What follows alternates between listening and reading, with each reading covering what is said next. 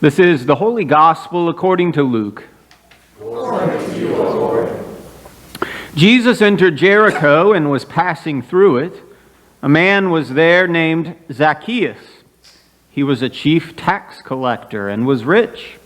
He was trying to see who Jesus was, but on account of the crowd he could not, because he was short in stature. So he ran ahead and climbed a sycamore tree to see him, because Jesus was going to pass that way.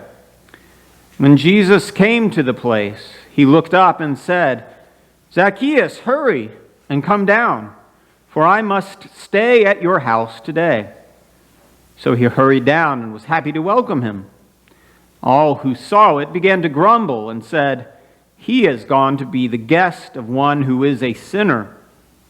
Zacchaeus stood there and said to the Lord, "Look, half of my possessions, Lord, I will give to the poor, and if I have defrauded anyone of anything, I will pay back 4 times as much."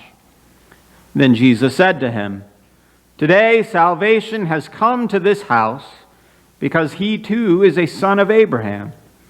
For the Son of Man came to seek out and to save the lost." The Gospel of the Lord. Praise to you, O Christ.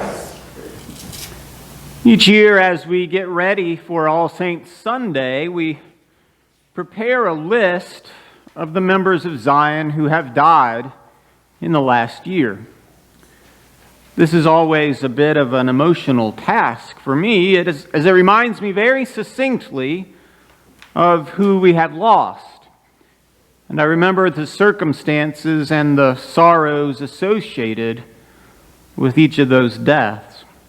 This year was no different. We said goodbye to some precious saints this past year. And remembering all of them is our holy honor this day. All Saints Sunday is one of my favorite festivals of the church.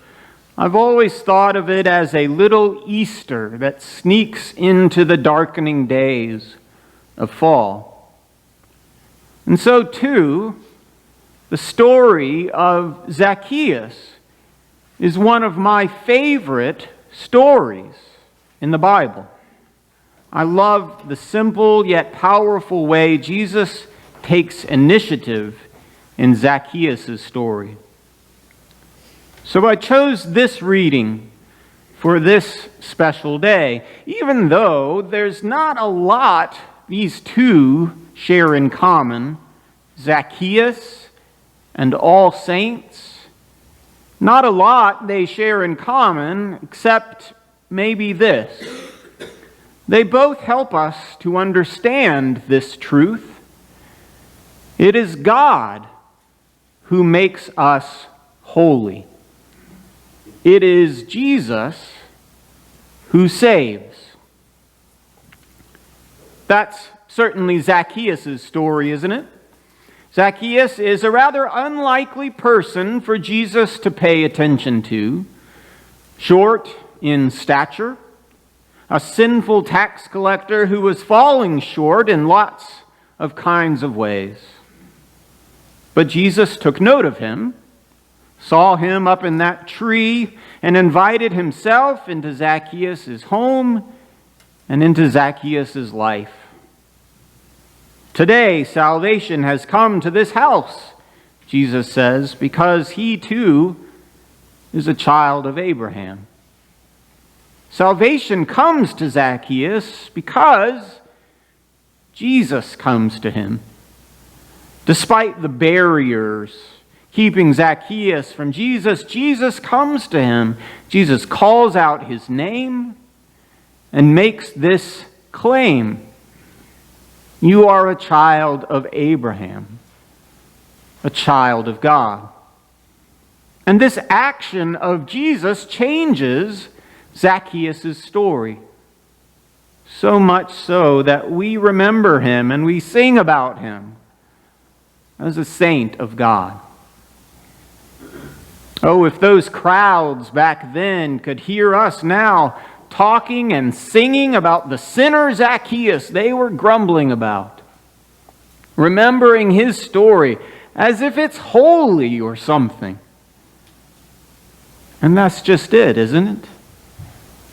Because of Jesus, it is. I was reminded of this truth years ago when I went to a funeral. It was the funeral of a great aunt who lived a long life.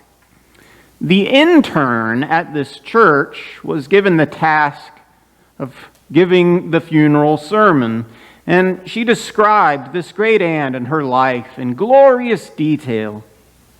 She was wonderful.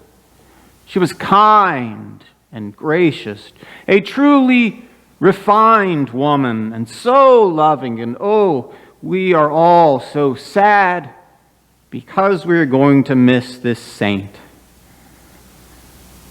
But that really wasn't true. I don't know what person that sermon was about, but it wasn't our aunt.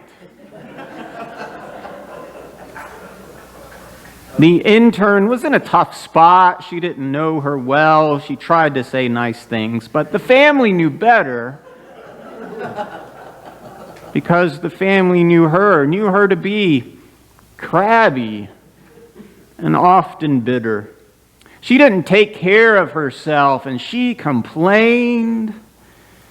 I'm sure no one was going to miss that. I was tempted to grumble about it, What kind of inaccurate portrayal is this? But then I realized there was one true thing that the preacher said. This aunt, she was a saint. Not because she deserved all this attention. She was a saint because the presence of Jesus in her life changed her story.